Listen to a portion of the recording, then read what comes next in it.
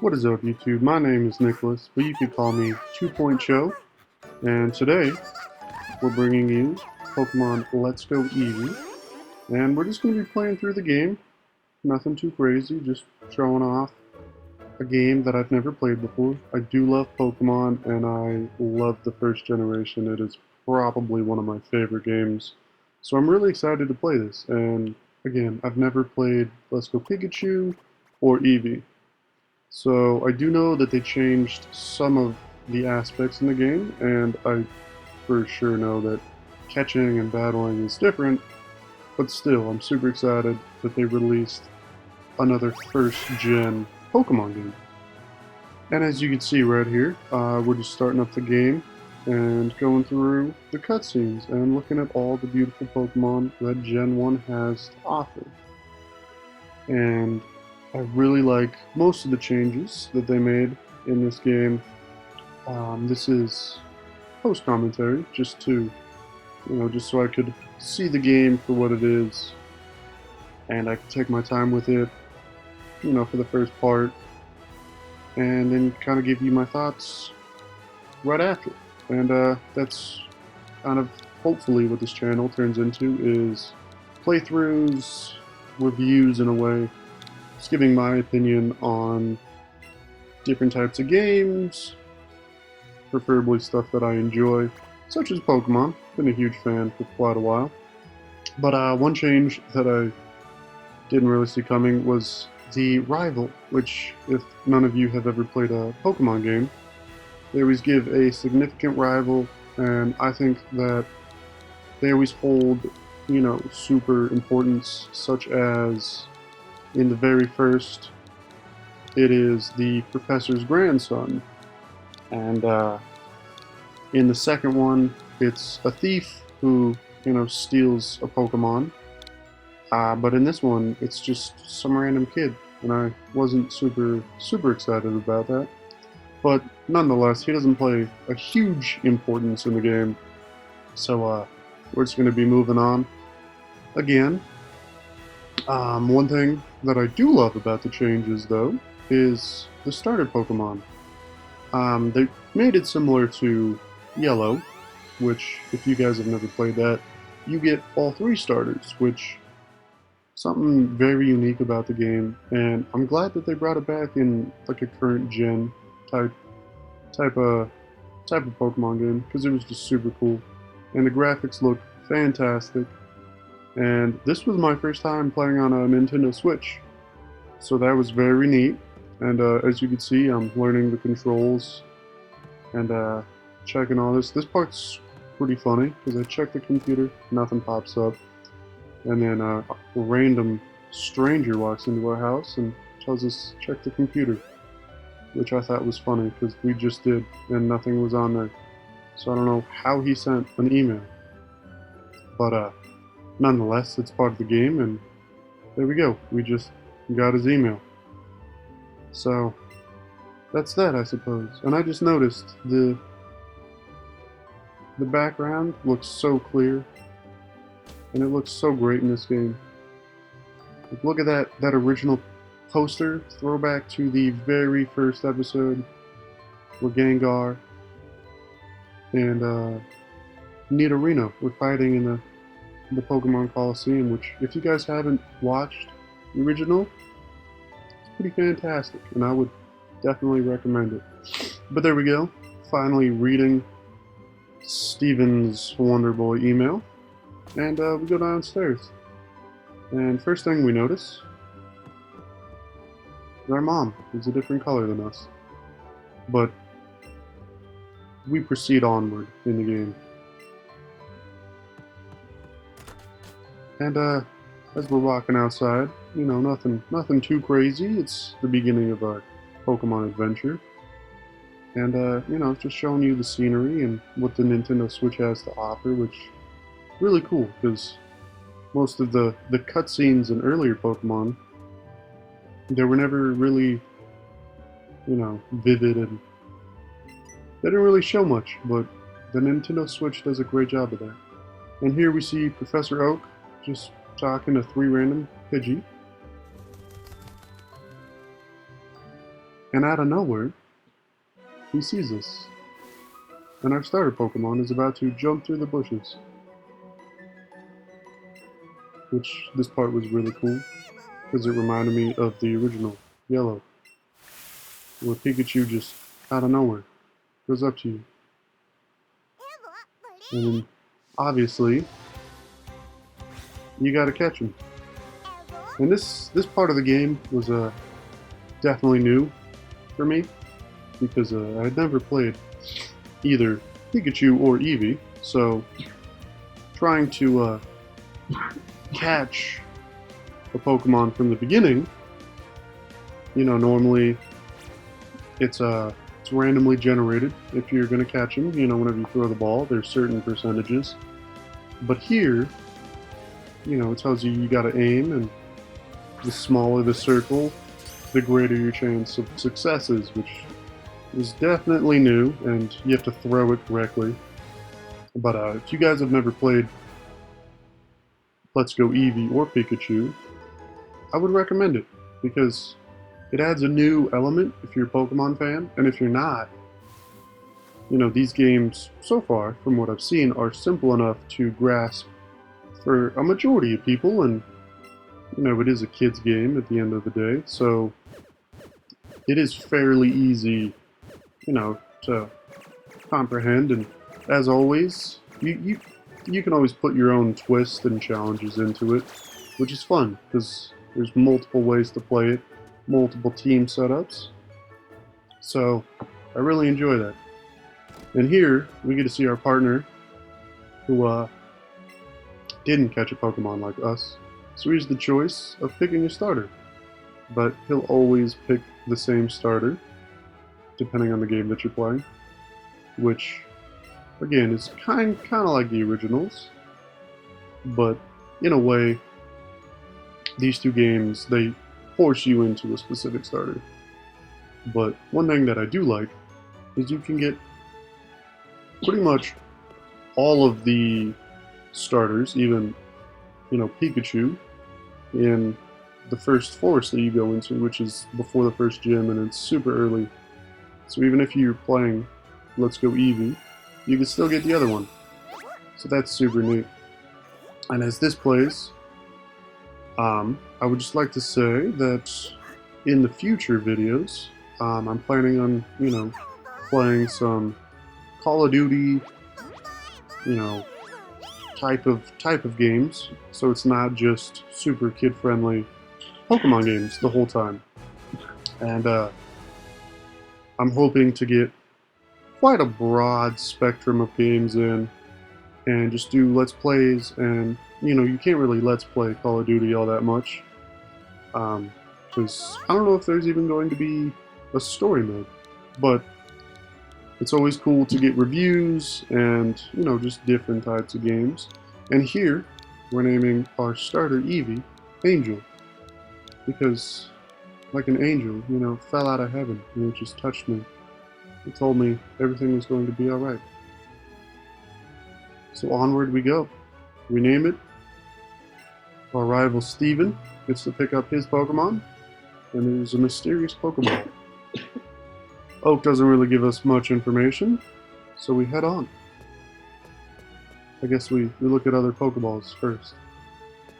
But then we head on.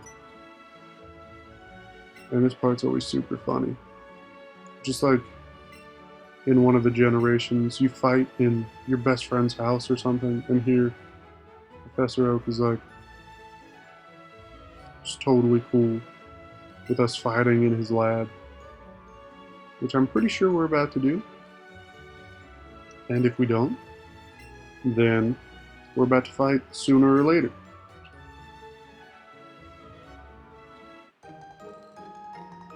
So he gave us Pokedex.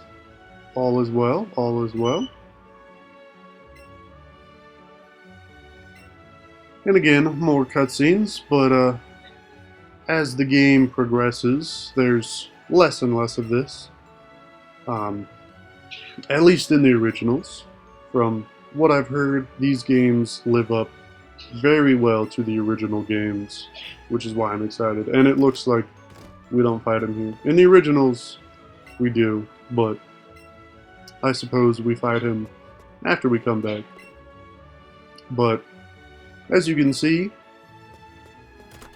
everything, it loads really well, and it's really clean too. And that's one thing that I like about this game, is, it lives up to the originals, but it also adds a little bit of, variation and new taste, such as, how your starter Pokemon is right there with you, and as you proceed to catch more, all of your Pokemon can follow you, which is something really cool that they threw into one of their older games, but they brought back into this one. And I'm really glad that they did, because it's just comforting in a way. Because the old games, everyone loved them, because they brought cool new features and this and that. And here we go. We finally get to see the wild Pokemon encounters. And as you can see, running through grass won't get you any random encounters, except if you run into them, but they already spawn into the world. So, you can see what you're going into and kind of grasp what Pokemon you can get from there. But on that note, if you're looking for specific Pokemon, you don't have to keep running into wild battles, which is really neat. I didn't really like it at first, because to me, I've been playing the originals for a majority of my early childhood, and I played them up for a long time. And, I took a few years off, and this is the first one I went back to. So change it's always weird to get back into it. But as you can see here, it looks like we're finally about to start our Pokemon journey. Although we already caught our first Pokemon, and we already have our Pokedex. We've already been playing for about 15 minutes or so. We're finally going to get into it. But right after this little monologue that Professor Oak has to give us, we get into our first Pokemon battle, which is very neat. And it holds some significance. And I'm sorry if my voice sounds stuffed up or anything. I'm just getting over a cold. But anyways, as we can see, Professor Oak still just talking and talking. But we'll get through that any moment now. And we'll finally get to see what Pokemon our rival has, which is always, this first fight, it's always, it's one of my more enjoyed ones, because it's your first fight ever in the game. And it just kind of sets the tone, because if you lose, you're always going to be, behind on XP and all that from the get-go. But one thing in this game, it seemed relatively easy, at least, this specific fight. But look at that. The fight scene already looks great. And the 3D aspect, fantastic. And as you just throw your little Eevee into battle, it looks really cool in my opinion. And here's the layout for the battle. If you've never seen Let's Go Eevee or Pikachu. And here we go. Starting off with a Tail Whip. Get hit with the Thunder Shock. Those battle animations look fantastic. And now we finally go for our first attacking move.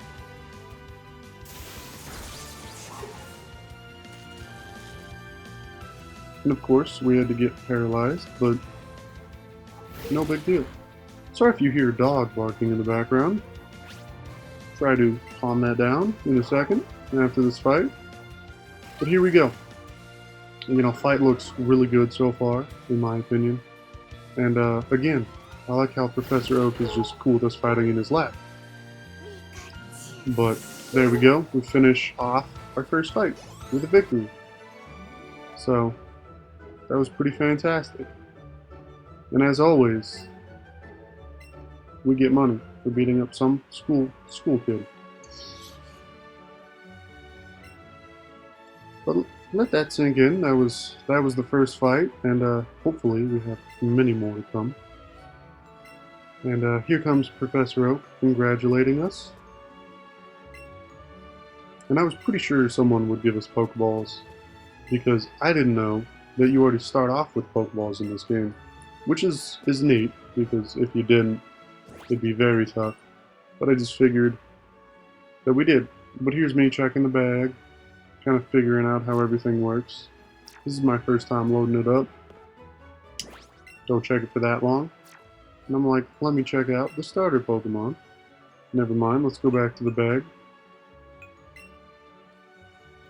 And as you can see, we already start off with 50 Pokeballs. So, I worried for nothing. But onward and forward we go. And we're about to get our first wild encounter.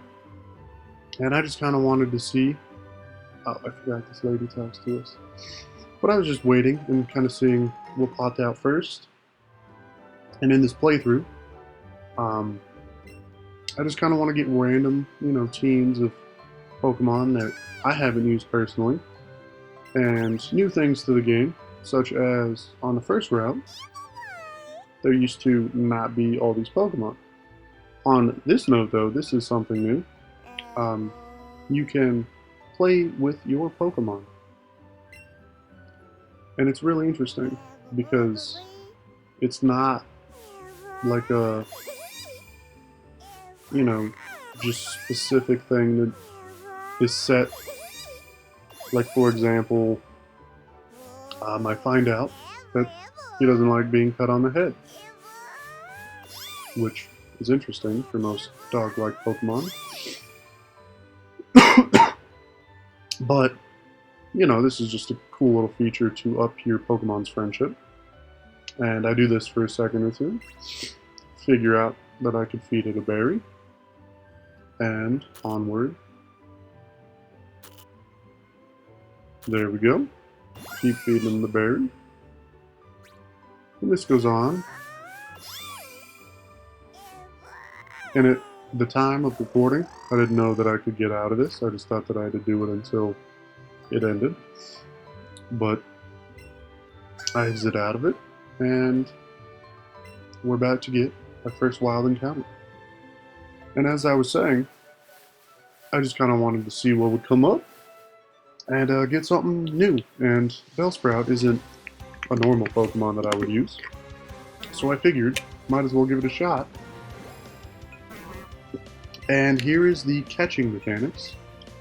So if you throw these raspberries, it increases your chance of catching, and it automatically goes to it. Super easy. And you have to physically throw, which was totally new for me. But let's see if we catch it. And just like that, we just caught our second Pokemon. First technical catch. But this part again, really interesting. You get experience for catching. And outside of battling trainers, this is the only way of catching of getting XP and catching Pokemon, obviously. But they got this cool little Pokedex. Always update that, which is cool and neat. But it just was super interesting to me that there was no battle, and you just went in and you caught the Pokemon.